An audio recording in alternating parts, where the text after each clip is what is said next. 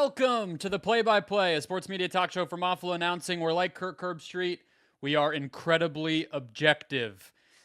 On today's show, Tom Brady's legacy game. Bill Simmons stays put, and Amazon rounds out its coverage. I'm Brendan Clean, a staff writer at Awful Announcing. That over there is Ben Axelrod, a senior editor at Awful Announcing. Ben, where does this rank in days of your life here?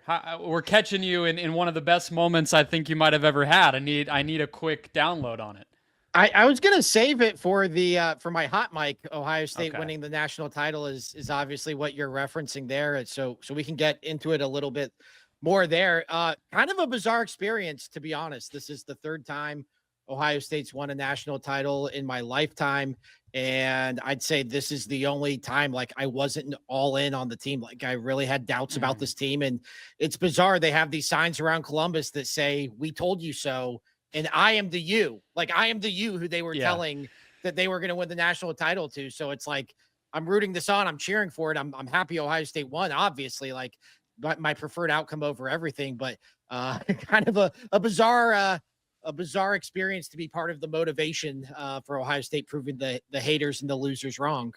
You were the bulletin board material, but yeah, let's Exactly. go ahead and get to that later. We did talk through, I think, from a media standpoint, the CFP last week and put our finishing touches, but a great game and a great season of college football for sure. We'll get Ben's local perspective and emotional perspective at the end here. But let's get to our instant replay. Tom Brady's best game of the NFL season at Fox. And I just want you to tell me if you agree with that statement, Ben. This was Commanders-Lions on Saturday night. This was an upset game and very memorable. Jaden Daniels kind of proving it on the biggest stage. The Lions collapse and, all eyes on that late Saturday. I guess every slot has a lot of eyes this time of year, but a pretty premier one for him for sure, doing this for the first time heading toward a Super Bowl. What did you think after all the discussion of Brady we've had and everybody has had of how he did in this big playoff game?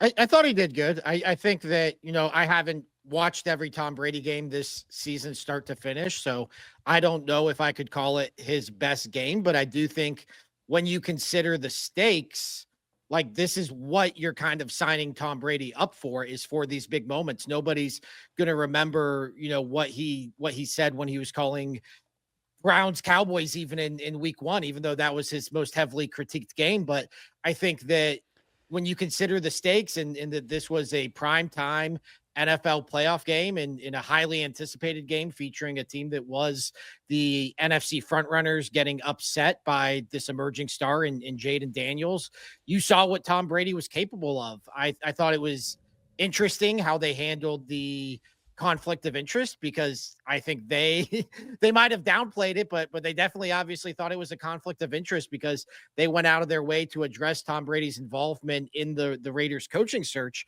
But I thought, do you think he knew by that point that Ben Johnson wasn't gonna be the Raiders coach? That was I don't want to call it a conspiracy theory, it's not that serious, but that was kind of what was in the back of my mind. Like maybe they only addressed it because by that point they knew that Ben Johnson was going to Chicago, and they just said, whatever, we have nothing to lose at this point. It's only to look better for us.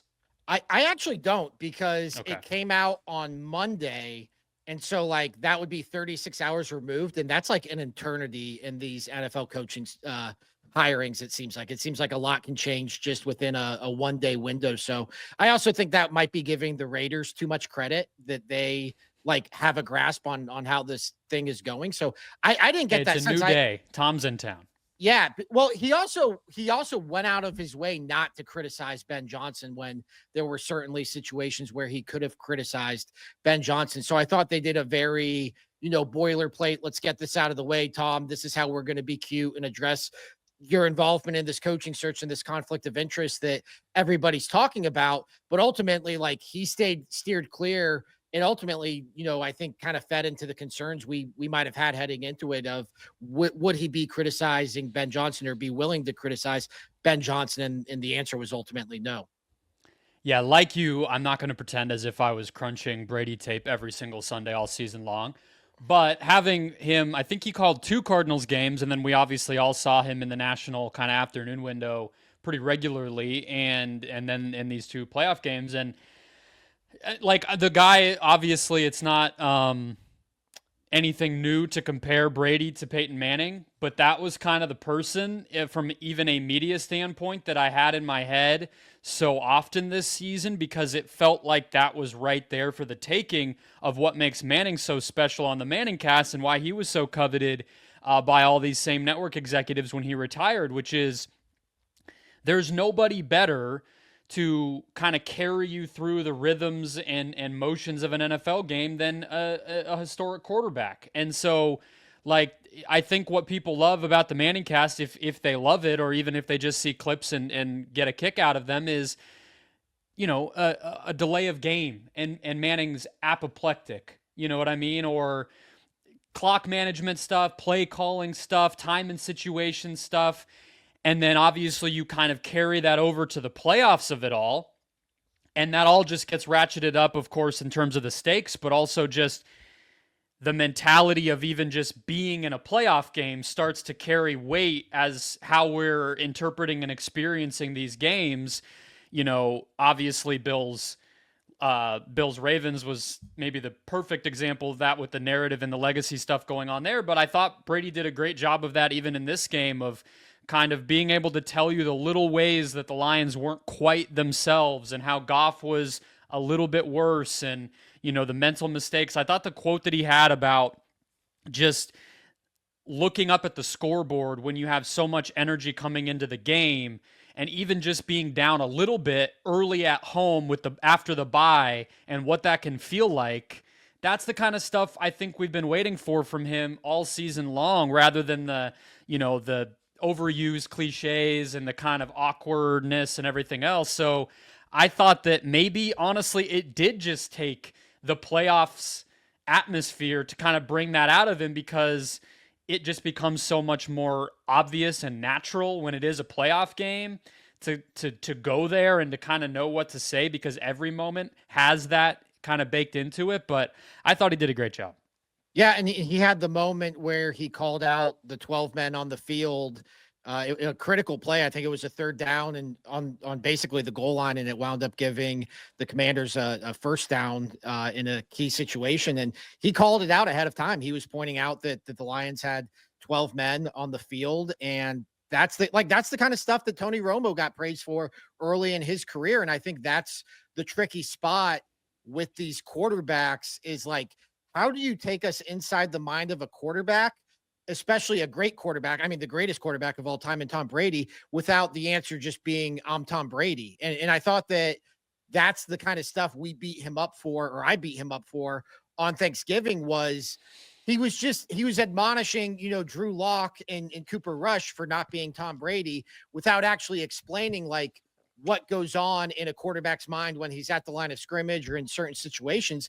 And that's the stuff I felt like he was doing on a pretty consistent basis on Saturday night, with calling out the 12 men on the field being probably the most obvious example of it. Well, and to the same point about it being the playoffs, right? Like I think the other kind of moment that came up that he got hammered for that was very similar of like, well, not everybody's Tom Brady, was the Daniel Jones, the scout team, him getting cut, that whole mess, and he weighed in on it, and it was like, you got to just do what the team needs and sacrifice for the betterment of the team and this and that. And people were, correctly pointing out, well, you were never even close to being in a situation where sacrifice meant to you what it meant to Daniel Jones this season. And so, it just didn't really hit. Whereas, again, it's like, Brady knows more about playing in the NFL playoffs than maybe anybody in the history of football. So those moments are just going to be more natural for him. And I think that was there. Well, to spin that forward, nobody knows more about playing in the Super Bowl. And that's ultimately what he's going to be judged on. And so I feel like the cliche, you kind of referenced this last week with the Kyle Hamilton reference, like you just get beat over the head over and over again with these references. I feel like the reference we always get for the Super Bowl is having to adjust for how long the halftime is. Like that's this major adjustment that these teams have to make. And so I'm sure we'll get Tom Brady's input on like how to navigate Super Bowl halftime shows as a player. But like, he is going to have a lot of insight into what it's like to play in a Super Bowl. I mean, he played How many in has he played in? 10?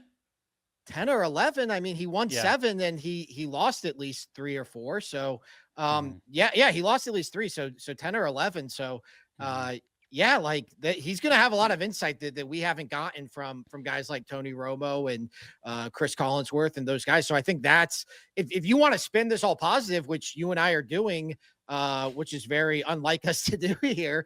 I think that like this bodes well for what it's going to be like when he calls the Super Bowl for Fox.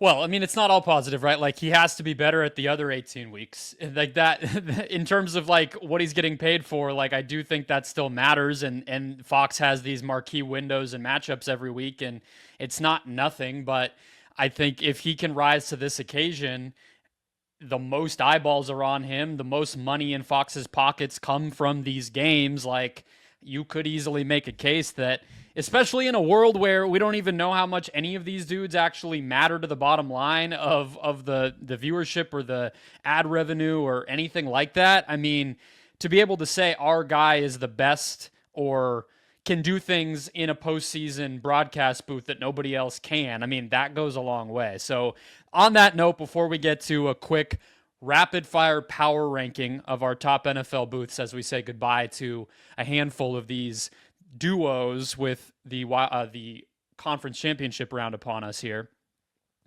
Brady also, as well as his agent, stated his intentions to return next season. And Brady, commented to Burkhardt, sort of joking, but like you're stuck with me for the next 10 years or whatever it was. So I think he's at least coming back next year, Ben. I have no, I gotta, eat what they're feeding me at a certain point, and I think he's gonna be back next year. So I think you and I have to take an L on that one. Not yet. We'll see. Okay. I'll Okay. still I'm not holding out hope. I actually hope he stays in the booth because I'd like to see what he does during a second season. But What would we talk about on this podcast if he left? I man, mean, it's yeah, I don't we're gonna need like more sports media free agent. All the media rights are up too. Like we gotta look at this. we need Brady. Um yeah, please come back, Tom Brady. But yeah, I'll believe it when I see it, but I am more open to the idea of it happening now, obviously, because it's out there on public record now. But like, I don't think he's going to be here for the full 10 years, which is what the quote was. And so, I mean, that seems so far fetched that he would be doing this for 10 years and fulfill this contract, which is crazy to say.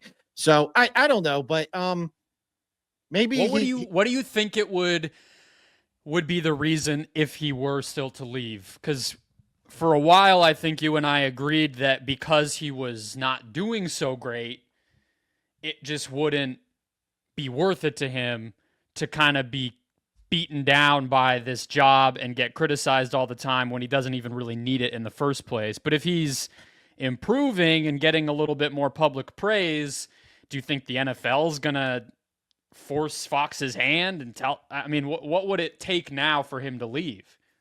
I've always wondered how much he would enjoy this. Like he doesn't need this, obviously. And like he's Tom Brady. Like I feel like he has ambitions bigger than broadcasting NFL games. And obviously he does. He has, he's part owner of the Raiders. So maybe he will stay. Maybe he's too involved in Raiders world now. And he's like, actually, for my football outlet, I'm gonna stay at Fox. I'm not gonna put too many I'm not going to get too attached to this Raiders thing, but I just always wondered how much he would enjoy it. And I don't get the sense he's like super happy doing it, but yeah, if he starts to get praise and if he calls the Super Bowl and gets a lot of praise, like maybe this spins it forward into a more confident and better broadcaster, both short term and long term for him. What's the best Super Bowl matchup from a Brady standpoint? It has to be Mahomes. Yeah.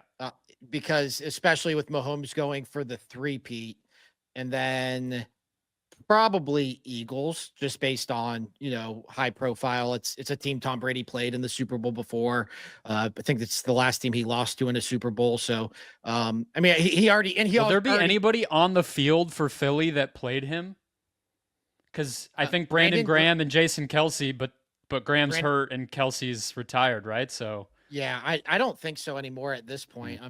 Yeah, I mean, it was at this point, it was 7 years ago, so Yeah. that's an eternity in the NFL. So Brandon Graham would have been the one. I guess maybe Lane Johnson didn't play Yeah. directly against him as an offensive player, but That'd be in I mean, Collinsworth's lane, going hype about an offensive lineman. Brady'd right. have to watch some Collinsworth tape to study Yeah. how to hype up the big dudes.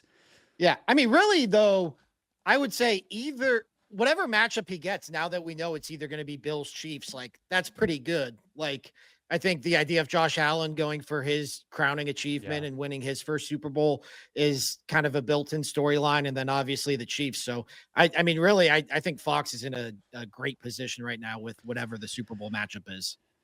All right. So as we bid farewell to some of the networks, we are going to once and for all do a power ranking. We've done an announcer draft, Ben. We have done announcer rankings, top to bottom, of everybody that calls games in the whole NFL. But we're going to do the top booths at all the networks 1 through 5 that actually have consistent NFL packages. So if you're wondering where we got to 5, that's Fox, NBC, and CBS, of course, but then also ESPN and Amazon on Thursday Night Football. And they did have the one playoff game this year. So Fox will have Commanders Eagles on Sunday. CBS, of course, will have Chiefs Bills, but we're going to do them all. So you just give me yours 5-1, and then I'll give you mine. We don't have to go back and forth because I would imagine we're going to be pretty similar. So go from bottom to top for me, and then I'll react. So my bottom would be Brady Burkhart. I don't think that's the best booth that Fox could be putting forward. And I think Burkhart is probably on the lower end of play-by-play guys on this list. And Tom Brady's still a work in progress. For number 4, I would go with Tirico Collinsworth, actually. Maybe we'll differ there. I just find that booth I find that booth a little bland. I find that presentation overall for Sunday Night Football unappealing. I think for the most watched game every week, like they do not present that in a manner that screams number 1 broadcast each week on television. Number 3, I'm going to say Herbstreit Michaels. And I debated this one between 3 and 4, flipping them, but I do think this booth at least has some personality. I think Al Michaels to a degree has been reinvigorated these last couple of years. I actually think Herbstreit's pretty good as an NFL broadcaster, and I had pretty low expectations for how he would transition there. Number 2, I would go Nance Romo. I just think I like a lot of people have strong Tony Romo takes. I don't love him. I don't hate him, but it feels like a big game when those two are in the booth. And so, especially as many Chiefs games as they've called these last 6 or 7 years, so they have some built up equity. And then one, I think we agree here is Buck Aikman. I just think I think they are firmly established as the top booth. I actually think the overall Monday Night Football presentation screams big deal, and it feels like a really big deal when your team plays on Monday Night Football, not just because it's the standalone game, but because of all the resources that ESPN pours into it. So, which is crazy, right? Because how many years were we just complaining and pulling our hair out about the games weren't very good, and ESPN and the NFL, is there some sort of rocky relationship and they're giving them the crappy matchups, and then who's even calling the games, and everybody has a problem with every booth that they tried and everything else. It's like that investment on those two guys, I think, speaks to it. And what's funny is, I don't know if you read this piece from Richard Deitch at The Athletic, but he talked to Buck about Aikman after Aikman got so much praise for going after the refs and the NFL rules and everything with the Mahomes, whatever you want to call it, shenanigans over the weekend. And Buck said he went specifically to, I appreciate that ESPN invested the money in us that they did. He's basically saying, like, yeah, you paid us, and so we're meeting the moment. And it's like, all right, well, if that's what it took, that's what it took. But yeah, they're my number 1 as well. I guess we can get there. My number 5, I'm going to put Michaels and Herbstreit. I feel like that's disrespectful to Al Michaels, but I don't think he's quite at his NBC or ABC primes like he was. 4, I will go with Burkhart and Brady. That could change. I'm ready for Tom to change everything about how I feel about him. But for right now, that's where he is. You and I are both not quite Burkhart guys the way that I think others are. Number 3, I'm going to go Nance and Romo. And that means that number 2 is going to be Collinsworth and Tirico, which is where I think we should maybe check in here, because I don't know what, the past 2 weeks watching all these games, I have just like gotten super into this duo. I don't know. I read the Brian Curtis profile of Mike Tirico on The Ringer. Maybe that's making me feel sappy about it, but I just think that the 2 top for me being Buck and Aikman and Tirico and Collinsworth, it is 100% about chemistry. And I think that the comfort level of the game analysts, like, I think these 2 booths are the most experienced. They've been together. How long NBC versus CBS? Probably about the same, right? Collinsworth, Tirico, and then Nance and Romo. I would say probably about the same. It's like probably a year difference, if that. So maybe not the most years together, but Collinsworth obviously much more experienced overall than Romo. And I don't know, maybe I'm just, too reliant on just kind of the feel good of some of that. Like, I just like I feel like I'm in good hands. I don't know if I'm going to sit here and tell you Collinsworth like blows my mind every week with what he's saying, but they just play off of each other so well, and they take me into what matters about each game. And like, that's kind of what I want at the end of the day. Mm-hmm. Yeah, that's fair. I think that, to me, it was kind of Buck Aikman 1, and then you could kind of sell me on any order. Like, even if you wanted to put Brady, Burkhart 2, like, I wouldn't agree with that, and I don't think they're the best technical booth. But like, look, Tom Brady's called Cardinals games this season, right? You're a Cardinals fan, and like, you're kind of pumped when Tom Brady's calling your team's game. Like, you kind of like want to see what it's like. And so I think that counts for something, at least in terms of like what we're looking for out of these broadcasts. So yeah, it's in a really good spot too, right? I mean, like, think about like 7 years ago or something, you could go back and we had, Phil Simms in a top booth. We had whatever was going on at Monday Night Football. We had, NFL Network doing Thursday nights. Like, it's awesome. I mean, I don't feel bummed any day of the week, any night of the week, any playoff game. And you could even go a step further and talk about the number 2s, which is not the point here. And it's just solid top to bottom, and everybody has their favorites, but man. Well, that's what I was going to say, is like, I think the highest approval goes to Olsen and Joe Davis, the number 2 team at Fox. And so I would actually probably still have them behind Buck and Aikman, but that's an aside. But it's just in a great spot. It's like, it's hard. Like, Greg Olsen should be on a top team, but there's no spot for him. Like, where? Right. Like, and so like last year we're talking about Jason Kelsey coming in. It's like, all right, well, if he's going to be a game analyst, it's going to have to be a 3-man booth somewhere, because all of these spots are already spoken for. It's just like, and all of these guys, except for Collinsworth, are pretty young. So unless Brady steps aside and Collinsworth just re-up, like, none of these spots are coming open anytime soon, you would think. Yeah, you're hoping for international games, week 18, whatever it might be. But yeah. Or if I'm Greg Olsen, maybe I'm just hoping that the college football playoff keeps expanding and Herb Street just gets too busy. That might be the only other light at the end of the tunnel. But yeah, it's in a great spot for sure. Yeah. All right. Let's go from talking about one Boston legend in Tom Brady to another Boston legend in Bill Simmons. We got some news on the sports guy this week. And it's not that he spoiled the ending of Landman, which I just thought was one of the most egregious moments in the history of podcasting. I was stunned as it was happening. Like, did you listen to it on Monday? I did not. Okay. So like, him and Cousin Sal are just casually talking about the Shakey's game. And then Bill out of the blue just spoils a key plot point in the season finale of Landman, which aired a week ago. And Cousin Sal immediately jumped down his throat. Bill went searching for somebody to agree with him. His producer didn't agree with him. The YouTube chat didn't agree with him. Like, Bill very clearly was out of bounds. I just think for somebody who has spent his career marrying pop culture and sports, like, the idea in the streaming era of spoiling a series finale on a streaming show 1 week after it aired, I thought was totally egregious. I just had to get that off my chest. I appreciate you getting off your chest, and the Bill Simmons subreddit, which we will check in on momentarily. Absolutely agreed with you. The most ridiculous part of it that the comment section of that subreddit brought up that I thought was hilarious is it's a podcast. I mean, I know that it was live in the moment, but the audio Right. version also had it. So they didn't even Right. cut it, despite all the chatter in real time about if it was appropriate or not. No one agreed with him, and then he still was like, "Nah, keep it in."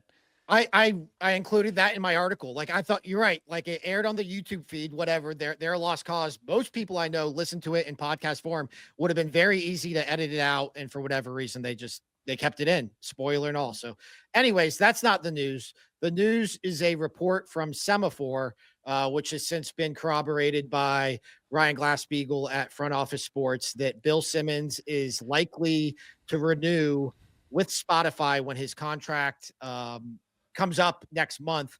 This had been a story that Glass-Steagall had actually reported on back in August. I don't know if we ever talked about this on the podcast. We might have not even had a podcast at this point, or might have been in one of our test episodes. But basically, Bill's 5-year deal with Spotify was coming due. So there was some speculation that could he go somewhere else? Could he start his own platform? But it sounds like he's staying put at Spotify. The wording in the Semaphore report was kind of vague. It basically said he was just gonna, it almost sounded like an extension of his current deal. I don't know um, what the mechanisms are there for how that's going to work. But then Yeah. Glassbeak also added a nugget that ESPN is open to doing business with Bill Simmons if it makes sense, which kind of sounded like a boilerplate answer of we're open to anything if it makes Well, sense. and notably didn't have a Simmons has explored, Simmons has asked, Simmons would be interested. It was just like Right. somebody got the idea to ask ESPN if they would welcome Bill Simmons doing something there. And it's like, well, what are you going to say? No. I mean, Yeah. at that point, it's so open ended. Well, of course, sure, whatever, we'll do it. Yeah. I mean, they're licensing out all their stuff now. So or Yeah. Yeah. If he licensing wanted to all their do stuff. he produce a doc for them, or I mean, Yeah. who knows? Who knows what that could mean? But yeah, I mean, I think that Simmons' exact situation at Spotify has always been a little bit cloudy beyond just running the ringer and doing his podcast, right? Like he has this head of monetization and growth title for their podcast arm and everything. And I think that the initial reporting here had some details about, big projects down the line and all that sort of stuff. But I'll be curious to kind of see what all it means. I think that it's interesting to like we should talk about some of the other rumors, that ESPN thing, the Fanatics angle of it, the fact last year of like could he launch something like a Yeah. Grantland 3.0, which was kind of out there for a minute. And that's all, at age 55 for him, I think kind of fascinating, but Spotify is a kind of a different company than it was when it bought the Ringer, right? So like they spent all this money and then all their investment in acquisitions and licensing deals, most of them outside of Joe Rogan, which is now in a different form, are done with. And it's kind of just the Ringer, which they now own, so they can't get rid of it. And then Rogan kind of halfway. And that's it. So, what is the role of growth and monetization for a company that's not really developing so much of its own stuff anymore? That's, I think, an open question. Yeah, real quick, I'll get back to that, I promise. But we definitely have talked about this because I remember you asking me to predict like where he would end up, and there was Yeah. just never an obvious answer. Like it was no Bill's like he's not going to go back to ESPN and be a columnist or even launch his own vertical with ES. Like Bill is too big to just be an employee. He is a Pat McAfee level type of talent who is going to own and produce his own stuff and then sell it to somebody or license it out, which is ultimately what he did at Spotify.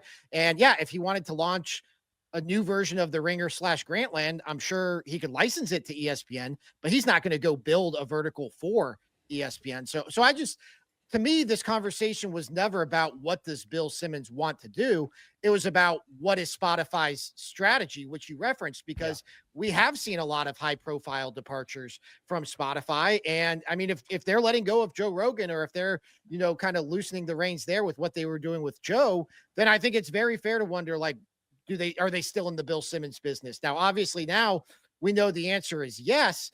And in terms of what this means for them going forward, the thing that really crystallized for me that he was saying was this pivot to video that Spotify is making, because you see how heavily they're involving the Ringer in it. You're seeing them. I mean, as far as I know, the first podcast they launched as a video podcast in their app was the Bill Simmons podcast. And now you're seeing it slowly trickle to other Ringer podcasts as well. So I think that the Ringer is going to be heavily involved in whatever Spotify is trying to do with video moving forward. And obviously if the Ringer's involved, then Bill Simmons is the Ringer effectively.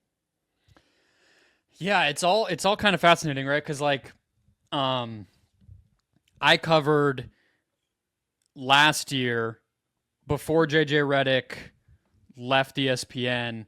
He and Bill Simmons got into kind of a war of words over video, and Redick kind of threw a jab at Simmons specifically as kind of the person at the Ringer who was resistant to making their stuff available there. And I think that the MO at the Ringer had always kind of been that like podcasts are audio, we do video, but those aren't the same thing. I guess I just somewhat wonder how much of that, like if they weren't owned by Spotify, would that have still been the case when Spotify was a subscription audio service that you listen to like Bob Dylan and audiobooks on in addition to podcasts that they're making? I don't know, because the video revolution of podcasting kind of came after Spotify had already bought them up, and so it's hard to tell. But clearly they wanted to kind of distinguish those things and then like make it exclusive in some kind of way. And Simmons, I think, is exactly the type of person you would want to have on your platform if you're doing that, because he's in the class of, I mean, Rogan's huge on YouTube too, but his audio is a monster. Him and Mark Maron and some of these people, where just audio for those shows, Bill Simmons has literally said, funded the Ringer when it launched. Like, that's how much revenue he brings in. So it makes sense to keep him audio, but I would imagine that what they started to find out is like growth is really hard to do when you're only on audio. And in some cases, some of their stuff was like exclusive to Spotify and whatever else. That's really, really a tough ask in this environment. And so now they're like kind of the tip of the spear of Spotify expanding into video. And Spotify is not just expanding into video, but they're trying to be a YouTube competitor. They're paying creators to come put their content on Spotify instead of YouTube. And like people who are, like Mr. Beast knockoffs should be here too, not just podcasters. Like just video content should live here. And I don't know if that'll work. Good luck taking on YouTube. I mean, I know Spotify like revolutionized the whole music industry, but YouTube's a whole different thing. But yeah, I absolutely think that just like Spotify and the Ringer, or just like the Ringer and Simmons have been the people that Spotify used to try out their live video, their live audio products and some of their exclusive narrative podcasts and some of these other things to see if people will bite. I think they absolutely will be that for video. But I guess to sum it all up, the funny thing about this to me is Simmons has one of the biggest things that they've butted heads over, if you read the reporting, is that Simmons never wanted any of the content to be exclusive to Spotify, that it had to be on Apple, it had to be everywhere else. And at the same time that Spotify is doing all this with video, the Ringer, not so coincidentally, everything's on YouTube now. And so it's always kind of this interesting thing of like Spotify's business strategy versus the Ringer revenue generation and what Simmons is okay with and everything else. And I guess that's kind of going to be the mission for this new contract, is to kind of take them into whatever the next iteration of podcasting and video podcasting looks like. But he's going to do it his own way, I think, because that's just Bill Simmons. So what else do we think happens here? Because obviously he's staying at Spotify. He'll continue to build the Spotify, the Ringer podcast network at Spotify as we currently know it, and whatever it looks like in video form. But even if it's not at ESPN, which I don't think it will be at ESPN, although I guess that is a possibility. Like, do we think we'll start to see, I guess, more of an increased media presence from Bill Simmons as he enters this stage of his career in his late 50s, especially in light of the new NBA deals coming into effect, I guess would be the big question. Yeah. And I think on top of that too, right? Like once you do open yourself up to video, that makes your product sellable to more buyers, right? So like it could originate as a Spotify product, but we've already seen them kind of do this with FanDuel, you know, put some content elsewhere. I don't know. I mean, what do you think? Like I feel like the real kind of big question there is like, does this return spell the end of Bill Simmons as a TV personality? Because he had, NBA Countdown. They did some stuff with Grantland. He did the HBO show. He was a guy that was like a fill in dude on PTI and other things back in his early ESPN days. Is this just the end of that for him, or do you think that he would still want back in? I don't know. A lot of that stuff hasn't gone particularly well. Well, I was going to say, the end is been here. Like he hasn't really done anything on TV in a long time as a front facing figure. I mean, he's produced Yacht Rock documentaries and the Andre the Giant documentary and, done stuff like that. But really ever since Any Given Wednesday, like I don't really recall the last time he was heavily involved as a on-air figure for something outside of Ringer content. So maybe we're already there and maybe it's just wishful thinking on my end, but like, I'd like to see him like hop on the Amazon broadcasts or hop on the show. I think it would have to be Amazon because he's pretty vocal about how he feels about, the restrictive nature of broadcast television and in studio shows, but I'd like to see it. I mean, it's kind of just throwing it out there because it's not anything he's done in close to a decade now. Yeah. Well, I mean, I guess you could make the case that like this Ringer chapter, seeing through the sale and then now re-upping with Spotify and that arrangement, like going according to plan, that this would kind of be the opportunity to do it. But yeah, I don't know. I mean, the studio environment was restrictive when he did it at ESPN, but he was also on the show that's like most known for being restrictive, which is their NBA studio show. So, maybe there's a world in which Amazon or NBC offer him something that's a little bit looser that makes sense, or he continues to build out alternatives at other places like the FanDuel network. I don't know. I mean, I think that's kind of the detail that I'm curious about with this, Cracked, is was he restricted on the first Spotify deal, and now he has freedoms, or kind of what would be the situation there? What do you think? You said wishful thinking. You want him back. Do you think he is, or are we just latching onto a bygone generation of talking heads and we gotta get over it? Yeah, I think he's probably done. I don't think he enjoyed the experience on Countdown. Obviously, we know how Any Given Wednesday went. I just don't.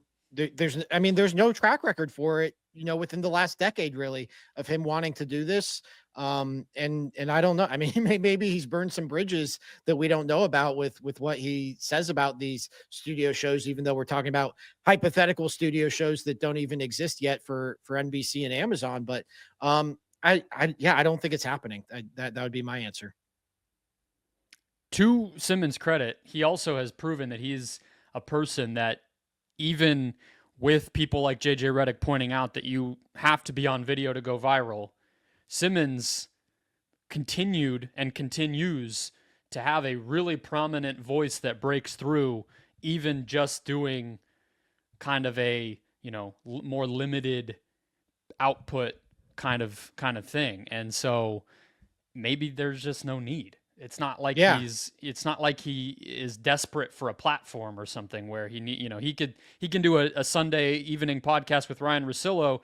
And I don't know about you, but when I turn on my like local Phoenix radio station, what he and Russillo talk about leads the NBA conversation without being on TV. So maybe that's on people like us just thinking of that as a thing he needs to level back up to, when that's just not even what it is anymore. No, I mean, he's very much still a tastemaker.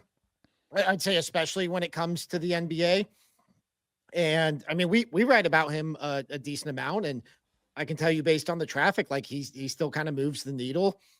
he doesn't do like bonkers numbers or anything like that, but he's somebody people are definitely interested in. I mean, we're spending a whole segment talking about him here on this podcast. And yeah, I mean, especially I think in terms of national voices when it comes to the NBA, I mean, what it's Stephen A. Smith, it's Charles Barkley, and it's Bill Simmons, and Bill Simmons probably has the most appeal to the diehard fans talking about the nitty gritty of the NBA, even if he doesn't always, know the full mechanisms of the trade machine or anything like that.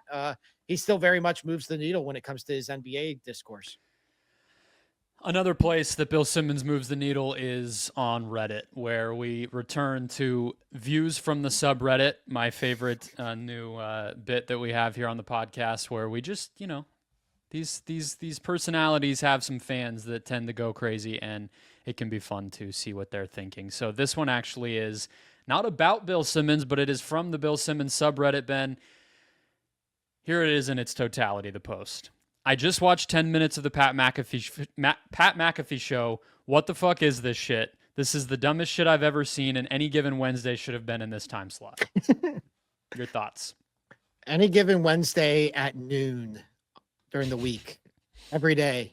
I think they had hard enough time filling an hour on Wednesday nights. I don't know about every day. I definitely get the sense there's not a lot of crossover between Pat McAfee's audiences and Bill Simmons' audiences.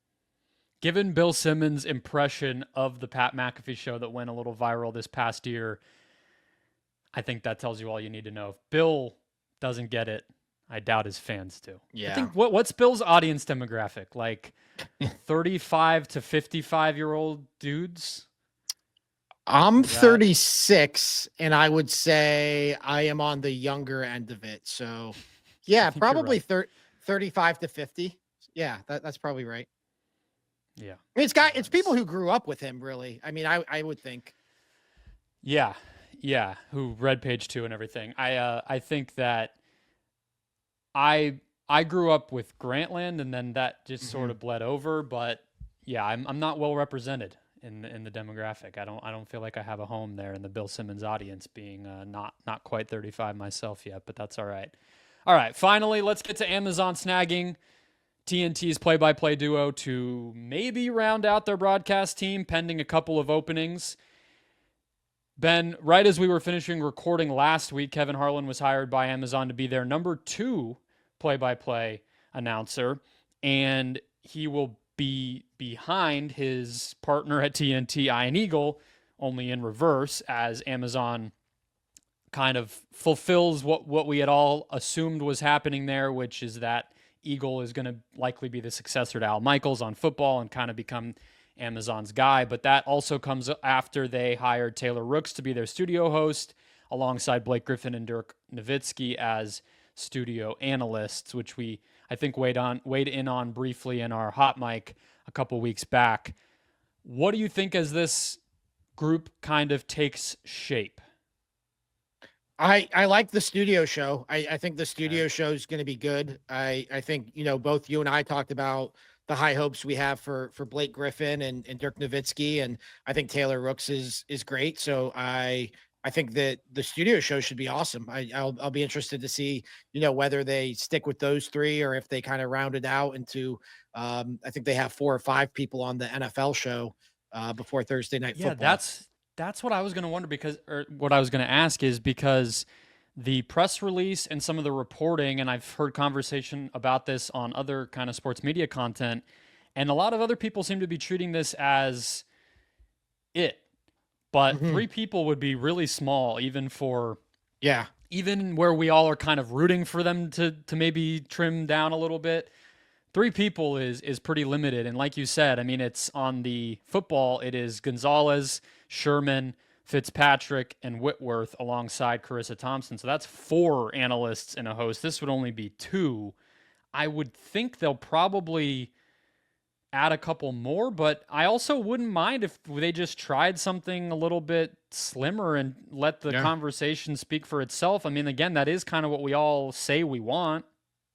Yeah, or maybe you have like a rotating cast where some weeks you do have somebody else hopping on. Some weeks it's just those three. Some weeks it's a fuller set depending on the games or the situation. So I mean I think more flexibility is good, but as a core, like I think Taylor, Dirk, and Blake is about as promising of a start as you could get off to for all the reasons we outlined a week ago. As far as the play-by-play guys, like I think they're home run hires. I think I'm not too caught up in like the order of who's the lead and who's number two. Like it feels like this Amazon package, like I don't know. It doesn't feel like you're necessarily going to know like which is the A game and which is the B game. It's kind of a limited package. I think they have 66 games during the regular season, so I don't think it's going to be a lot like ESPN or even TNT where you definitively know like this is their top game this week. This is who's getting the call. I think you could see some rotation in that sense. I'm interested though to see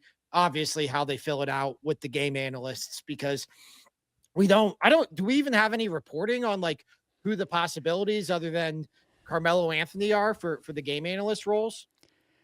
I had interpreted the Mello thing as studio as well, Mhm. but maybe I mean I think just sort of the usual suspects. I'm not sure that I've seen it delineated between who Amazon or who NBC might pursue. It's sort of just like a name will come up like a Dwayne Wade or a Richard Jefferson or anyone, and then it's like they're expected to have interest from the new packages, and that's kind of where we are. But all the guys who currently have jobs at TNT are not spoken for. So I kind of wonder if they might not just stick with Reggie Miller and, maybe Grant Hill, Jim Jackson, whatever. Well, Van that's what I Gundy. was gonna that's what I was gonna say is that, if they're just gonna take the TNT teams, that, bringing over Harlan and Eagle, it almost signals like that's a real possibility just because it's both of their guys. And so if those guys are all looking for jobs and some of them I would not take all of them. I would not want it to feel like I'm just taking TNT's presentation. I would want, Mhm. I guess, to have some to make it different, even though obviously the studio show we know will be different. I would still want my game broadcasts to feel a little more different than just taking the same crews because I don't it's not like Buck and Aikman, right? Like it's not like you're taking these beloved teams. These are kind of teams that have rotated throughout their history. Yeah, like you mentioned, 66 regular season games. They'll do double headers on Thursday night once Thursday night football ends. They have Friday evening double headers, some Saturday afternoon stuff. And then I think where you might see like the top versus second thing come into play would be that they're going to have the Black Friday game, which they're going Mhm. to pair up with the NFL game that they already have, and then they have the championship game of the NBA Cup. So those are Yeah. going to kind of be these standalone marquee things, and then they'll have some playoffs and whatnot as the package goes along. 1/3 of the first and second round series each year. That'll be definitely easy to keep track of. But I gotta say, Ben, I am. This is not unexpected to me. It is almost exactly like what they did with the NFL. Get play-by-play guys that are well liked and are well renowned. Get a studio group that is, you know, interesting, but basically the same as what's already working elsewhere, just like 15 years younger, and roll with it and say, we have, everybody has Prime Video. You're going to watch anyway. We're not necessarily reinventing the wheel. I say that before we know the game analysts. Kirk Herbstreit did kind of come out of nowhere, so I'm not going to, shut the door on something surprising us there, but I guess the only real like excitement that I would say I have left is that I do think Prime Video has been pretty interesting with some of the supporting cast and side things that they've brought in, whether that's, Dave Chang for Thursday Night Football or it's, even Taylor Rooks was kind of an Nikki Glazer. unusual. Yeah, Nikki Glazer, Taylor Rooks doing her sit down stuff was kind of not expected at the time because she was an up and comer. Even like the Albert Breer and Michael Smith as like more established reporters to come in and do some stuff here and there. I guess I'm hopeful that they might do that and surprise Mhm. us there. But other than that, like if you were hoping for, you know, thank God, deep pocketed Amazon is coming in to shake up NBA coverage. I don't think that's what's happening here. No, I'm going to make another prediction though, just as Okay. we're going through this, since my Tom Brady one's already looking like not so hot. I You have Herb think Street calling NBA games? Okay. maybe we'll I don't know. see. I think Chris Paul is going to be in the studio.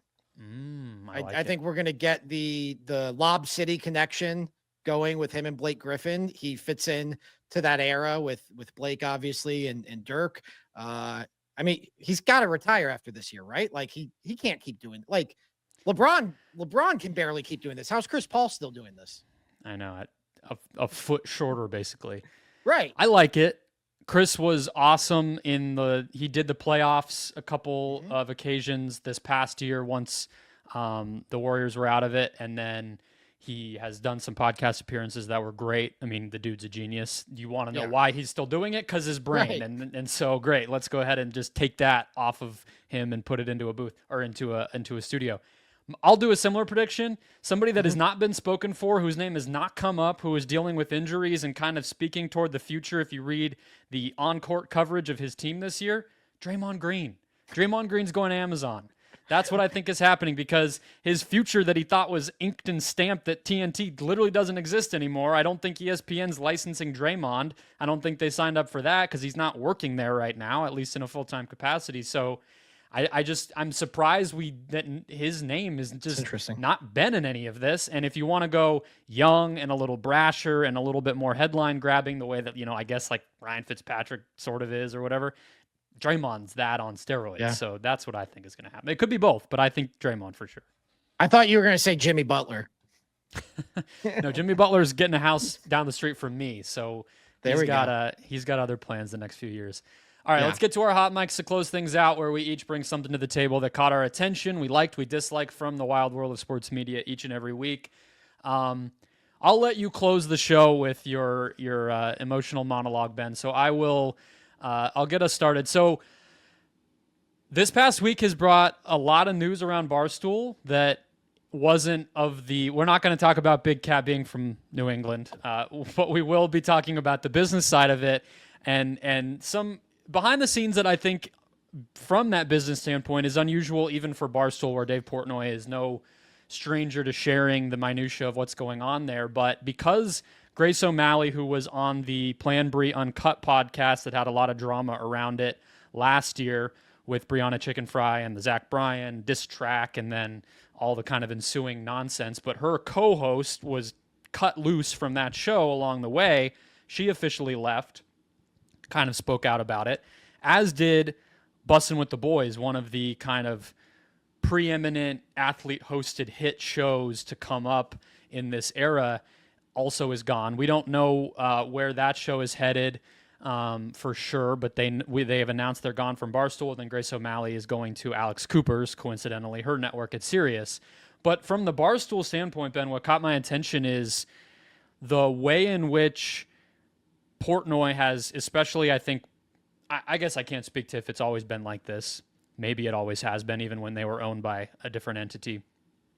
But he's created this structure of working there and producing content there that I frankly think like everybody should be stealing from in this kind of era where personalities and individuals are sort of the stars. You have ESPN just licensing stuff that already exists, but what Barstool's been able to do, obviously with a smaller scale, is provide this opportunity where somebody like Grace O'Malley, whose name nobody knew 5 years ago, can get a salary with opportunities for growth and bonuses and tour opportunities and sponsorships. And like Portnoy was even talking about that he wanted to sponsor her.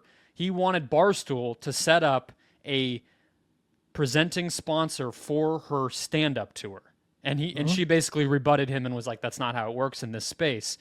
But for a company that we all like to mostly only talk about when it makes like controversial headlines and whatnot, I think getting some behind the scenes on how all of that stuff worked was fascinating when so many other companies are trying to figure out how do we develop talent, retain talent, market talent in this kind of weird era where it seems like everybody just wants to subscribe to a YouTube channel and that's it.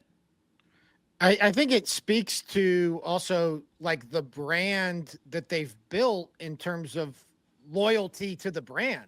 Like, it sucks for them that they're losing Bussin' with the Boys, but like, I get the sense Barstool is going to be fine, right? And that was probably one of their 5 most popular shows. And so I think there is something to be said for being almost like this like incubator of talent where like, hey, we have our flagship show in Pardon My Take. We have, some staples, especially centered around Dave that, aren't going anywhere. So you can always come back to that. But yeah, like it's going to be the Sunday Conversation. That's another one. Like that's this interview property with Caleb Presley that launches at Barstool as a Barstool property and then gets so big that it can go out and make it on its own. So it's kind of just from, I haven't followed it probably as closely as you have, but listening to Dave talk about the details of Grace O'Malley's contract and being upfront about some other contract negotiations and things of that nature, like it sounds like their strategy like is to make it a win-win for both the employer and the talent, which for all the things you could say about Barstool, like as an employee and as a content creator, like you can't really ask for much more than that, right? Well, especially in a world where there's so many other stories of companies that actively kind of fight against the individual growth of their talent beyond the capacity of the company. Like, I think that there's definitely something to be said to even have an environment where that type of growth is possible and encouraged. You know what I mean? Like, just to be more specific, Grace O'Malley, according to Dave Portnoy, she had like a 6-figure salary, and then she made a cut of ad revenue up to a certain point, and then once Barstool made back in ad revenue her salary, then the proportion of what she got of the ad revenue went up. So basically, once she was creating profit for the company, she got a bigger cut of said profit or of said revenue as kind of the growth happened. And that model is built to encourage growth, encourage individual brand growth to the point where you have people like Pat McAfee or Alex Cooper get too big and leave. But that didn't lead Barstool to say, oh crap, we got to reconsider here and change, and everybody's just going to be part of our little network, and that's going to be it. And you're never going to, whatever, just to kind of protect themselves. They keep losing people, but they keep replenishing that stable of talent. And it seems to be working for them, even though they are running that risk every time that they build out, the structures of these deals that way. So I don't know if I was somebody that believed in my individual talent and brand development ability enough in kind of the sports, or frankly, not even sports media world, I'd be looking long and hard at Barstool ahead of a lot of these other places that I could go for that reason exactly. Well, and I'll say this, the people who leave, and there have been a lot of people who have left recently, or at least high profile people who have left, by and large, I mean, there are obviously some exceptions, but don't seem to leave on bad terms. Like Bussin' with the Boys seems to be kicking and screaming on the way out that they want to stay, and just Barstool's, they basically got an offer that Barstool financially couldn't even get within 40% of. And so, again, obviously there are exceptions, but everyone I can largely think of who has left, like, seems to leave on good terms. And I think that does say something about the place for whatever else anybody wants to say about it. Absolutely. All right. What is yours? All right.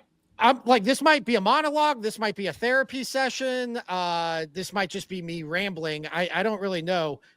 You said like, this is the best day of my life because Ohio State won the national title last night, and I'm pumped. Like, I'm happy, but I'm also like kind of going through it. Like, I don't know how to process this particular championship. Like, have any of your teams won a title? It's a very disrespectful question to just throw at me. When the Diamondbacks won the World Series when I was 4. Yeah, that is the grand total of it. Right. I mean, I'm a Cleveland fan. Like, I'm sorry, that's not. But you also happen to link yourself to like the most prestigious college football brand that kind of balances you out a little bit. So you already opened the show saying you've gotten 3 of those, and you also got the cover at least one of them, I believe. So yeah. Well, I mean, I link myself. That sounds like I'm like I grew up in Columbus and I went to Ohio State. Yes. Like I am a but born you could have not.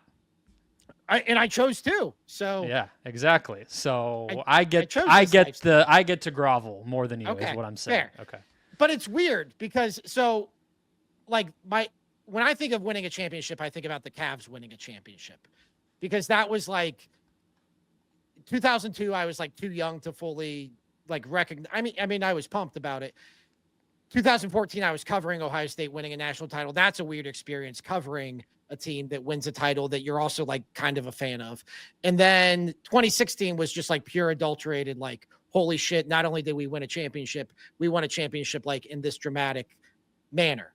And so like I have people texting me like, congratulations, congratulations. And it's this weird feeling where it's like, well, I didn't do anything. I just like devote an inordinate amount of my like life to this. Like but I didn't accomplish anything, but I get it.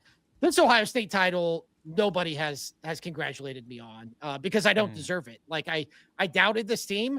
I spent most of December calling for Ryan Day's job.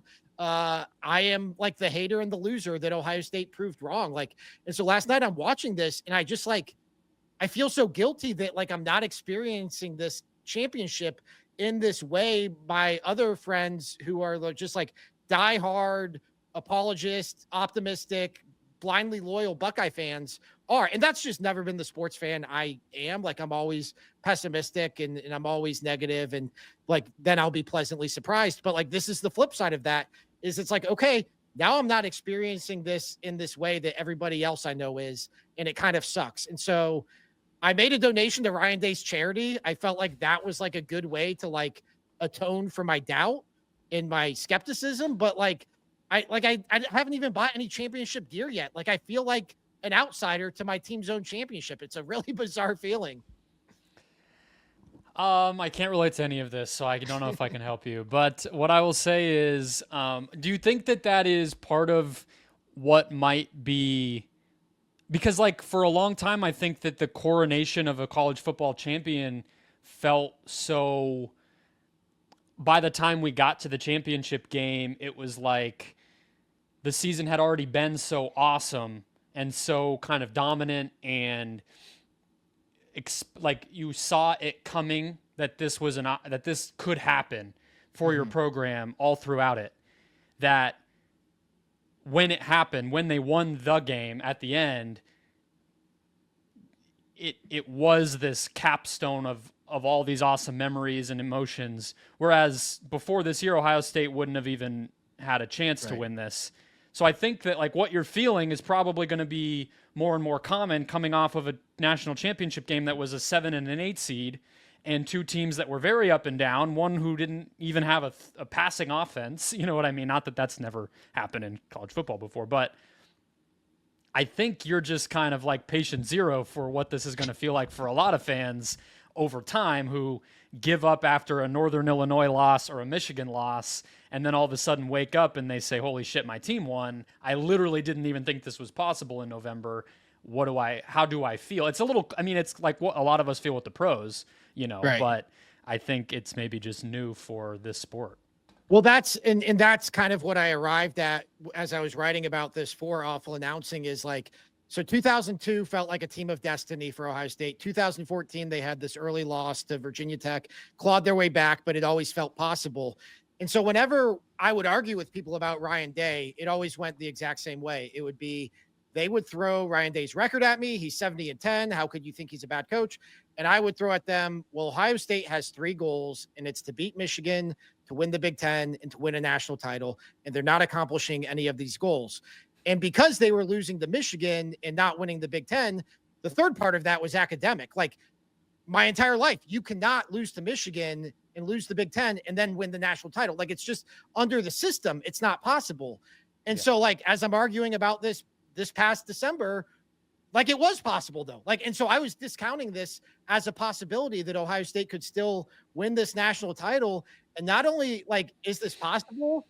I think it's going to be fairly common that like the national title is going to be won by teams that didn't even win their own conference. We saw that like it wound up being an advantage this year to not win your own conference. And it, for most teams, it gave them an easier path to the playoff. And so I think it's just like the thing I think I was like ultimately right about Ryan Day, as long as you're talking about it under the old system. And under this new system, like it's going to open the door for just a lot more chicanery when it comes to who wins the national title. Because I do think like the regular season is only going to tell you so much about what's ultimately going to happen under a 12 team and probably ultimately a 16 team format. Yeah, I mean, even seeding and college football playoff format debates, even setting that aside, the kind of talent first model is, I think, feeling like a win when you think of it in the grand scheme of needing to win 4 games against teams that are good over, the, I guess, big moment model, or the guy who can put the team on his back model, or whatever other kinds of things you could fit other teams into. I know it's like also because you're an Ohio State fan and they just won, we're putting a lot of stock into this first year of it. And next year we could come up with a very different narrative. But I think it does back up, I guess, Ohio State's kind of philosophy with this year of how much they spent and the whole story around the program and all the weapons that they had and everything else. That it's like, well, yeah, I guess when Jack Sawyer can make a big defensive play and then Jeremiah Smith can have a game-winning catch and you add all those up, that's how you win 4 games versus, having to win your conference and needing to win 1 game or 2 in the previous format.